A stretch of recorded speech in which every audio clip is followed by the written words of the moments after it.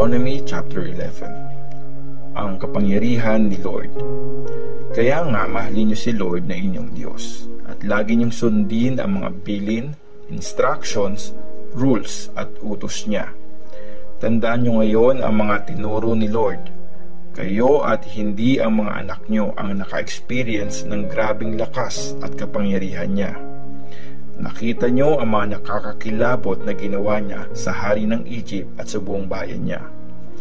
Nilunod ni Lord ang Egyptian army, mga chariots at mga kabayo sa Red Sea nung tinutugis nila kayo.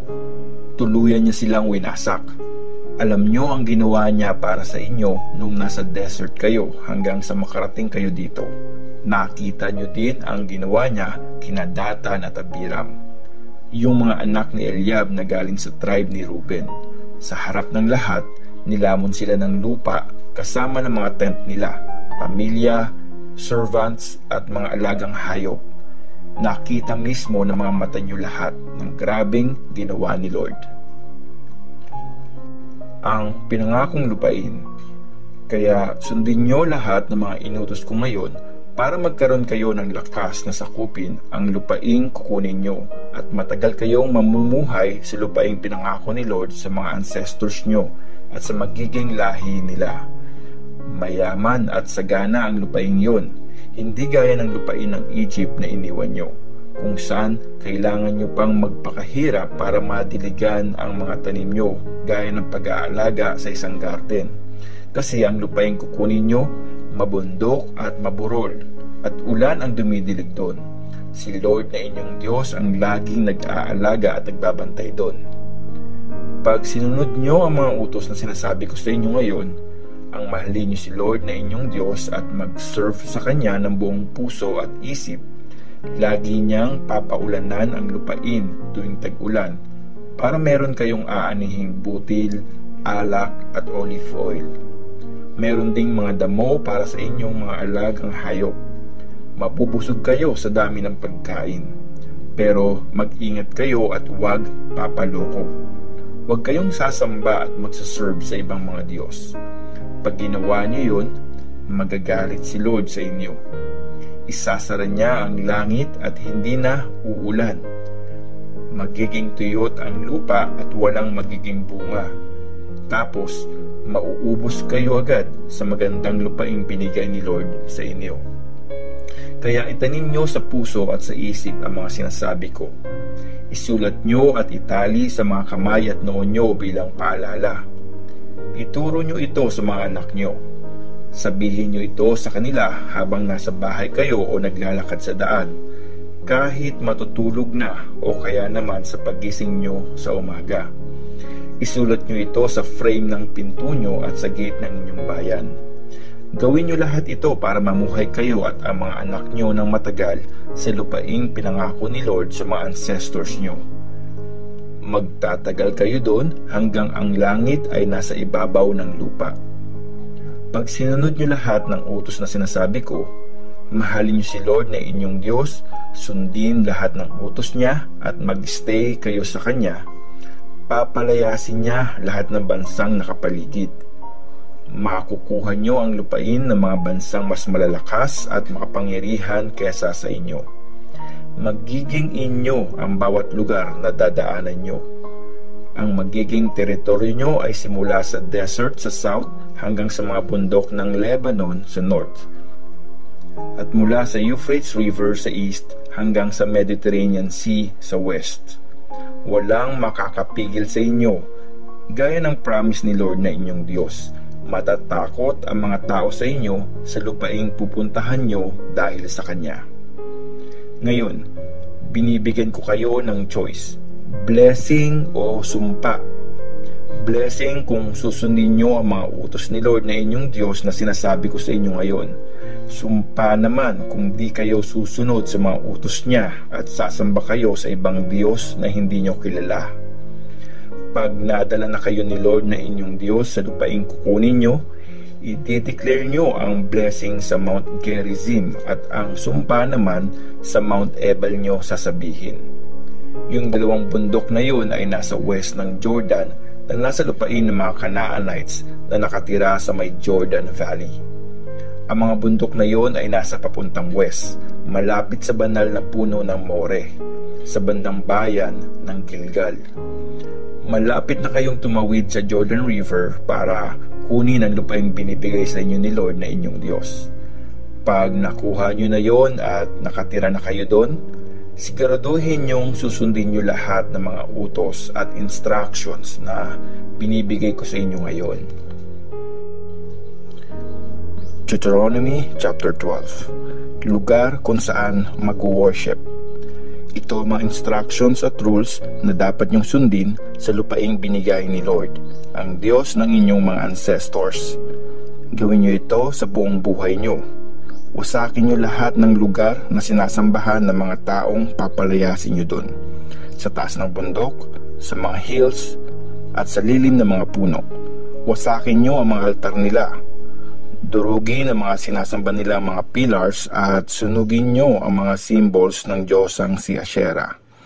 Durugin nyo ang mga Diyos-Diyosan nila at tanggalin nyong lahat para mawala na ang mga yun. Huwag nyong i-worship si Lord na inyong Diyos gaya ng pagsamba ng mga taong yon sa mga Diyos nila. Instead, hanapin nyo ang lugar na pipiliing tahanan ni Lord sa lupain ng isa sa mga tribe nyo. Doon kayo pupunta at mag-worship. Mag-alay kayo doon ng mga offering na susunugin at ibang mga sacrifices, mga tithes at offerings, mga offerings na pinangako nyong ibibigay kay Lord, mga kusang loob nyong offerings at unang anak ng mga alaga nyong hayop. Doon din kayo kakain kasama ang mga pamilya nyo sa harap ni Lord na inyong Diyos. I-enjoy nyo yung pinaghirapan nyo na bless ni Lord sa inyo. Pagdating doon, hindi na pwedeng gawin yung mga ginagawa nyo ngayon. Ginagawa nyo kung anong tama sa tingin nyo. Kasi hindi pa kayo nakakarating sa lupaing binibigay sa inyo ni Lord na inyong Diyos, kung saan magiging peaceful ang buhay nyo. Pag nakatawid na kayo sa Jordan River, ibibigay sa inyo ni Lord na inyong Diyos ang lupain at maninirahan kayo doon. Gagawin niya kayong safe sa lahat ng kaaway nyo at mamumuhay kayo ng payapa. Pipiliin ni Lord ang lugar kung saan siya i-worship at dadalhin nyo doon ang mga inutos kong offering na susunugin at mga sacrifices, mga tithes at offerings at lahat ng mga offerings na pinangako nyo kay Lord. Mag-celebrate kayo sa harap ni Lord kasama ang pamilya nyo, mga servants at pati mga Levites sa bayan nyo, since wala namang silang parte sa lupaing paghahatian nyo. Ingatan nyong hindi kayo mag-alay ng mga offering na susunugin kung saan nyo lang gusto, kundi sa lugar lang na pipiliin ni Lord mula sa lupa ng isa sa mga tribes nyo. Doon nyo i-offer mga sacrifices nyong susunugin at lahat ng mga inutos ko. Pero pwede kayong pumatay ng hayop at kainin ang karne nun kahit saan sa mga bayan nyo, kung kailan nyo gusto at depende sa dami ng blessing na binigay ni Lord. Lahat kayo, tinuturing man na malinis o hindi, ay pwedeng kumain gaya ng pagkain sa karne ng mga wild na hayop. Basta wag nyong kainin yung dugo nun. Patuluin nyo yon sa lupa na parang tubig. Hindi nyo pwedeng kainin sa mga tirahan nyo yung inoffer para kay Lord. 10% ng hinarvest nyong butil, wine o kaya oil, unang anak ng alaga nyong hayop, mga gifts na pinangako nyo kay Lord, kusang loob nyong offering o iba pang offering. Kakainin nyo ang mga yon sa harap ni Lord na inyong Diyos, sa lugar na pipiliin niya, kasama ng pamilya nyo, mga servants at mga Levites sa bayan nyo. Magsa-celebrate kayo sa harap ni Lord sa lahat ng ginawa nyo.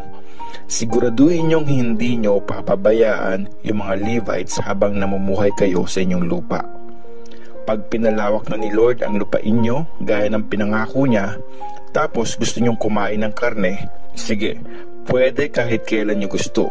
Pag malayo sa inyo yung lugar na pipiliin ni Lord kung saan mag-worship, pwede nyong katayin ang isa sa mga alaga nyong hayop na binigay ni Lord sa inyo.